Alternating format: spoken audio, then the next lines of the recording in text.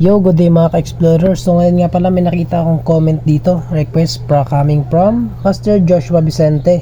Sabi niya dito, try mo naman master sa tinabas na stainless gawing micro jig na 10 grams. Ang kaso nga lang master, wala ka dito ng stainless na bakal. Pero gagawa natin yan ng paraan. Hahanapan natin yan ng gagawin nating micro jig. So tara, samahan nyo ako. Ito lang muna, bye bye! At sa part na to, nagsimula na tayo maghanap ng gagawin nating micro jig. Nalungkat ko na ngayong mga dapat talungkatin dyan. Baka may makita ako na pwede natin gamitin. At sa part na to ay mayroon tayong nakita. Baka sakaling makakita natin dito sa bag na to yung hinahanap natin. Uy, kunin na natin to. Baka dito may makuha tayo. Baka dito yung hinahanap natin. Tara, samahan niyo ako. At ayun na nga, sinimulan ko ng halungkatin tong gamit na to. Baka sakaling makita ko dito yung hinahanap ko. At hindi na rin nagtagal at nakita ko nga tong bagay na to. At nang makita ko tong bisagra ng pintuan, napaisip ako, what if ito na yung gawin ko? Naisip ko na may butas na rin siya diretso at hindi na ako mahihirapan magbutas dito. At ano pa nga bang inaantay natin? So tanggalin na natin to. Lagaring bakal nga pala yung ginamit ko sa pagputol nito para matanggal ko siya. At makalipas ang ilang minuto, ito pala yung nalalagari ko. Bali nangangalati pa lang ako at meron pang isa. At wag na natin patagalin at fast forward na natin yung naputol ko na lahat. So ayun, naputol ko na, ito na. So ang gagawin natin, tatanggalin natin yung mga talas na naputol na to.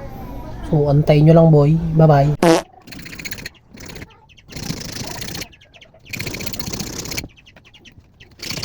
So ayun, sa part na to ay natanggal ko na yung talas nito at ang susunod ko na gagawin ay mamarkahan ko to ng aking tatabasin.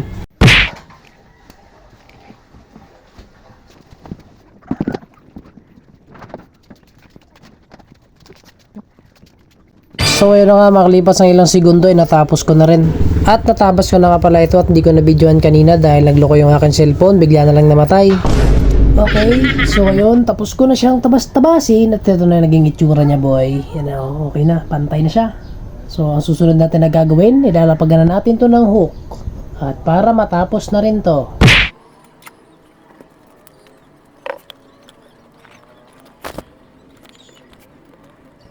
Bali sa part na to ay nalapagan ko na siya ng hook. Bali ang una kong nilapagan yung assist hook lang sa taas. At isusunod na natin yung treble lock sa pinakababa.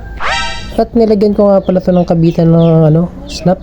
Yan, sa taas. Tapos ito dito ay nalapag yung treble lock. Tapos pinantay natin. So ilapag na natin yan.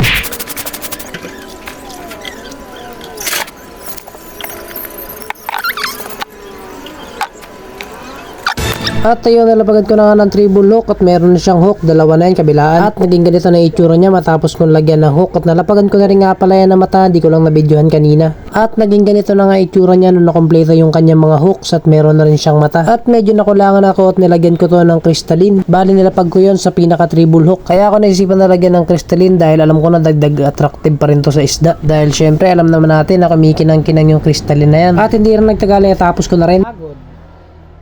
Grabe ka pagod ah. Pero so yun, Master Joshua Vicente, tapos ko na ang iyong request.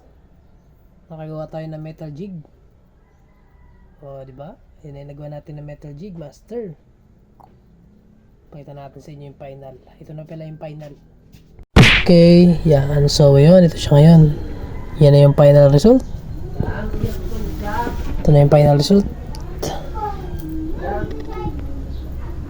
Ganda pa rin. Yan, yun yung final result ng ating metal jig, boy. At yun na nga yung final result. At kung gusto nyo nga pala mag-suggest sa akin kung ano yung gagawin pa nating ibang lure, kakaibang lure. So mag-comment lang kayo dyan sa baba para mag-notice natin yan at gagawin natin basta kaya lang natin gawin. So hanggang dito na lang. Maraming salamat sa pagsama sa aking video. Bye bye, paalam.